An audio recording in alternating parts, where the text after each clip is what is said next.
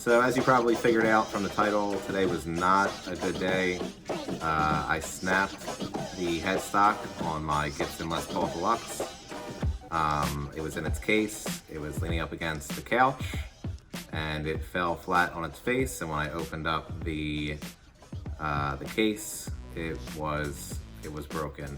Most guitar techs will tell you that this type of break accounts for most of their neck repairs, so I think we can figure this out.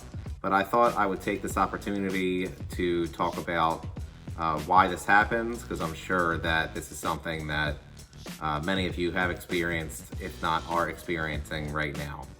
So the Gibson guitar neck is actually pretty strong until you get to the headstock where it's angled. The way that the grain of the wood is, it's all going this way. So this angle creates a fault line that goes like this at what's already the thinnest part of the guitar neck. And then there's also a piece of wood that's cut out under this piece of plastic for the truss rod that further weakens the area, and it makes it particularly susceptible to breaking apart.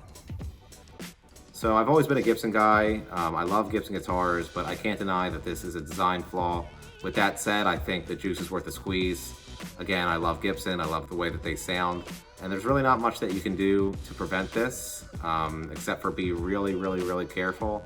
And if that's not something that you think that you can do, I recommend going with a straight neck guitar like a Fender or a two-piece neck. If you don't think that you can be careful with the guitar, then Gibson might just not be for you. So in terms of fixing it, like I said, this is the fourth time that this has happened to me in my 20 years of playing guitar. So don't beat yourself up. It's actually fairly easy to fix, although I do not recommend you try to fix it yourself.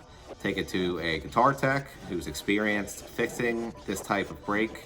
Basically, what they're gonna do is they are going to fill the break with some sort of epoxy or glue. They'll clamp it down and they'll leave it overnight to dry. Once it's dried, he will clean it up, clean off all the excess glue, and then refinish it for you, and you'll barely be able to see the break. And that's exactly what I did. I took my guitar over to my guitar tech in Inglewood here in Los Angeles to let him work his magic. I will let you know how it turned out. So remember to like, comment, and subscribe, and check out guitarpowerup.com for more guitar content. Thanks.